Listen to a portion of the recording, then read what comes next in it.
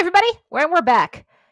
Today we're talking about the Roman Principate, the Roman Empire. Bum bum bum. All right, so from 27 BCE to 284 CE is our years for today's episode. And a little background for you. So Julius Caesar's grandnephew Octavian, also known as Augustus, took power in 31 BCE. And he takes power after Uncle Julius is assassinated. I believe the final words, according to Shakespeare anyway, were "Et tu, Brutus?" Anyway, Octavian assumes the throne, and one of the first things he goes after is Cleopatra's Egypt. And Octavian's plans for her included being paraded around the Roman Empire in chains. Cleopatra knew there was nothing she could do, couldn't stop him. So legend says that as Octavian sailed into the harbor, she allowed a poisonous snake to bite her and died. And when Octavius found her, she was still warm. Whether that's true or not, we don't know, but we do know that the Roman Empire does expand into Egypt, and Cleopatra did commit suicide. During his reign, Octavian was the sole ruler of Rome. And while he's in charge, he takes the name Augustus. And he takes over Egypt, parts of the Middle East, and Central Europe. He also creates a paid civil service from a class of wealthy merchants and landowners to help manage the sheer size of his growing empire. And under what's called Pax Romana, which means Roman peace, this was when the Mediterranean world was incredibly stable. And under the Pax Romana, trade flourished. The empire was an excellent functioning state. And Octavian did not want to be called king or a perpetual dictator. He also prevented the rise of generals to challenge him by taking on the title of emperor. And because he had no son of his own to succeed him, he adopted his stepson as his heir. And after he dies, several members of his family succeed him, but the position of emperor was not necessarily hereditary. In the end, the armies of the empire began choosing their emperor. And rather than laws developing through a senate and assemblies as it had during the Republic, the emperor became a major source of laws during the Principate. And the development of Roman law, especially in the 6th century CE, becomes the foundation of European law. Now, obviously, the Roman Empire that we'll be discussing today has collapsed by the 6th century CE, but in its own way, it survives. And an empire that rises from the ashes like a phoenix takes Roman law, develops it, and a lot of Roman law is the foundation of European and even some US law today, which is pretty awesome. And look at the size of that empire. By 200 CE. An urban empire. So Augustus expanded the extent of Roman citizenship to discharge soldiers. And in order to become a citizen, one had to serve in the Roman military for 26 years.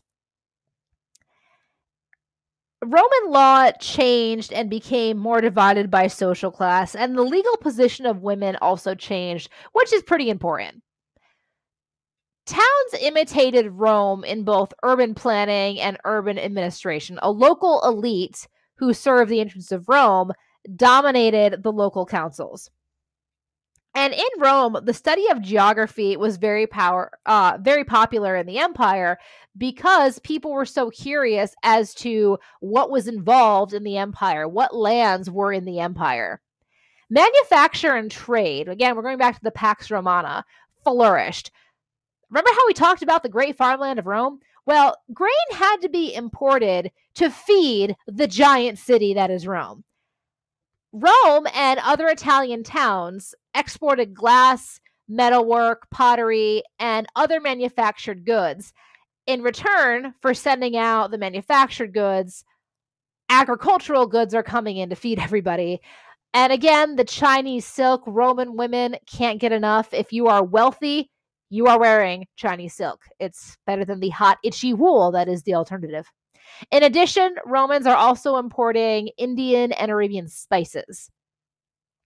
One of the effects is Romanization. So, in the western part of the empire, the Roman language of Latin began spreading. And this is pretty important because as the Catholic Church gains power, the royal language of the courts is Latin. And in England, in France, for a time being in France, a lot of these countries, there's the native language, but the communal language is Latin. Everybody speaks it. Roman clothing became very popular, as did the Roman lifestyle. And it's adopted by the local people, but keep in mind, indigenous cultures also had an effect on Rome through cultural interaction. But in the eastern half of the empire, Hellenistic culture, especially the use of the Greek language, continued to flourish. And I don't know why this got cut off. My apologies. We're just going to show you what that says. That's a lot of missing. But anyway, as time passes, the Roman emperors gradually extended Roman citizenship to all free male adults who lived in the empire. And again, that's a pretty big deal because before you had to be Rome or live in Italy. And then it was 26 years of military service. And now it's as long as you're a free male, you're a citizen. This is what we call progress. Let's talk Christianity, guys. Roman religion and Judaism. Now, we talked about the Roman adoption of the Greek gods, but we also need to talk about the other religions that were in the Roman Empire. I mean, think how large that empire got. You're certainly going to find people who don't share your religious beliefs. And one of those people was Jesus. Jewish people did live within the empire, but because of their monotheistic beliefs, they were often persecuted. And keep in mind, the Romans conquered the kingdom of Judea in 63 BCE. And many Jews believed that a Messiah figure would come and bring them salvation.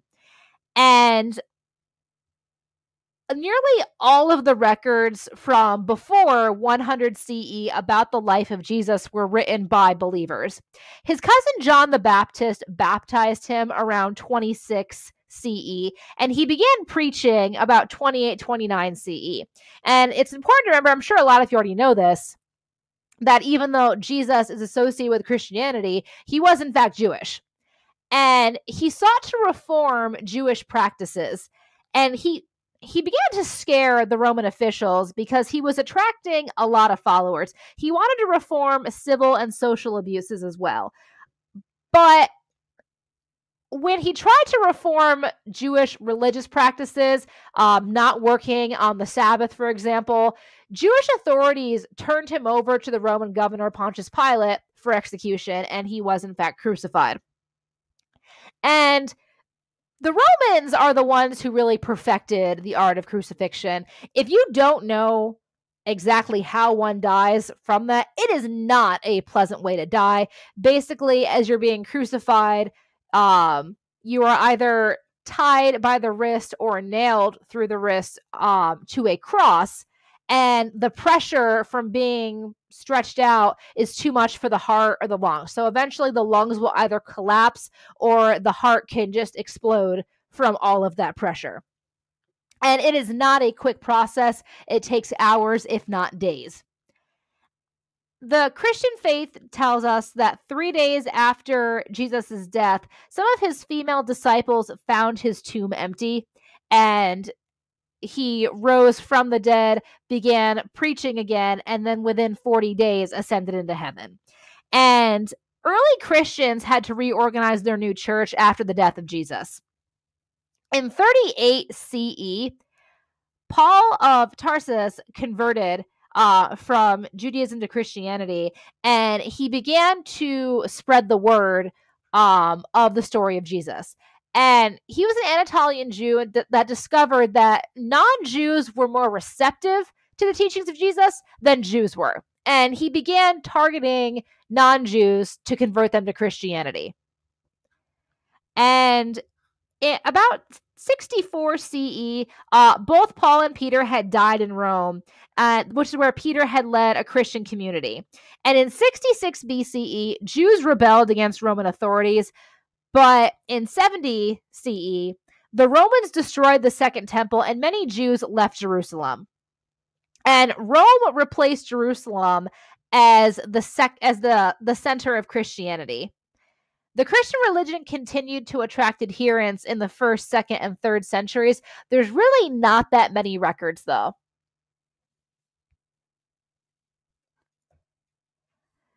Couple of changes. Oh, wrong slide. Sorry, guys. Didn't mean to move. Couple of changes. Most importantly, Diocletian persecuted Christians in 303, but that was the last persecution on record because Emperor Constantine converted to Christianity after he became emperor. And in 313, Constantine issued the Edict of Milan, which basically allowed for limited religious freedom for some people. We'll talk about that one in class because what the Edict of Milan stands for is actually a bit ironic. In 325, he organizes the Council of Church Leaders. And another topic of debate includes the Old and New Testaments, because how many books should be included became a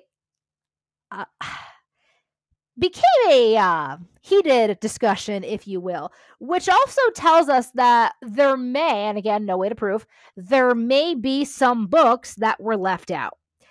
Constantine ordered churches built at sacred Christian sites in Jerusalem, and he also helped to spread Christianity in North Africa because he made Catholicism the official religion, or Christianity that would become Catholicism. And Aksum, which is in modern Ethiopia, converted to Christianity in 313 BCE. I'm sorry, that should be 313 CE. That's a typo, my bad. And another early Christian center was Hippo in Algeria. Now we can move on. Things that Rome did that were awesome. Let's talk about that for a minute. So the Romans, as we know, were expert military and civil engineers. They built bridges, ballistic weapons. They created elevated as well as underground aqueducts, and the use of arches and domes, as well as the invention of concrete, which is how these domes and arches lasted for so long. Following Augustus's death, the army was organized, for the most part, just for defense. And on the Eastern Front, the Romans fought for centuries against the Parthians. Really no significant gains from either side.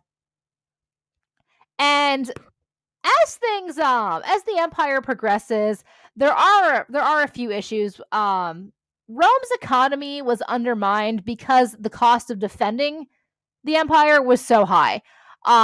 Massive inflation as well as a disruption of trade. Trading routes would be disrupted by various fighting, different tribes seeking power. Keep in mind, Rome is connected and dependent on other empires and other city-states for survival that are outside of their own empire. And again, going back to Diocletian, the last persecution of the Christians saved the Roman state by instituting reforms that included price controls, price freezes, if you will, and regulations that required people to stay in certain professions and trade to some to succeed them. Constantine, who officially ended persecution, actually moved the capital. He moved the capital city of Rome to the eastern city of Byzantium, and he renames it Constantinople. And here are two very famous examples of aqueducts surviving from the Roman Empire. So this is how the water was carried in. And to make sure that nobody was stealing or tapping into the fresh water coming in, they were elevated. So these are still standing today. Hadrian's Wall.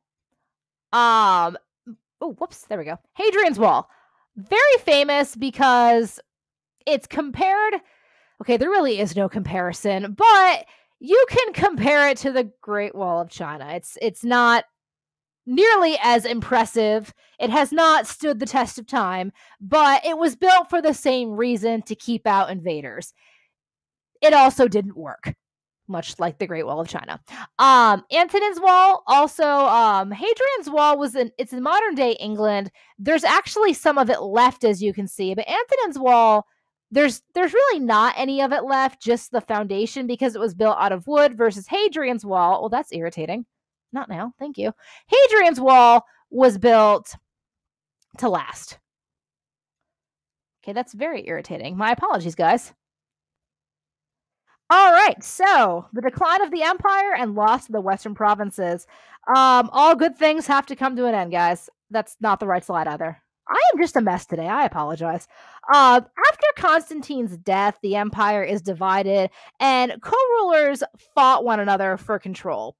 And in the 4th century, continuous invasions, especially from Germanic tribesmen coming down from the north. And this is what's going to lead to their downfall. This massive inflation, the invasions, the breaking apart of loyalties, and eventually, what's going to happen is, after continuous invasions from the pants-wearing barbarians, the tax revenues that were declining, the last Roman emperor was disposed of in 476 CE. Now, the western half was basically left to rot. This is a period of time in European history where not a lot is going on. You're really going to have about 300 years of Europe not doing a lot. But what you have in Eastern Europe is an empire that rises, like I said before, rises from the ashes like a phoenix. And that would be the Byzantine Empire. But we'll talk about that next time. So, any questions, email me. And as always, have a great night, guys.